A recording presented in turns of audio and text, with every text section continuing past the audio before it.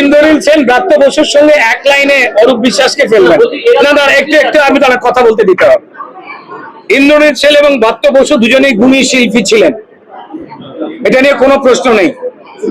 এক মিনিট দাঁড়ান, একটু কথা শুনুন, আমার আপনার দুজনের ভাল লাগবে। এবার তারা বিপথে পরিচালিত হয়ে অন্ধকারে যে রাস্তা বেছেছেন, এটা তাদের ব্যক্তিগত রুচি। তারা সেখানে যদি অপরাধ করে থাকেন তাদের শাস্তি হবে, তারা জেলে থাকবেন না বেলে থাকবেন সেটা আমার দেশের আইন ঠিক করবে।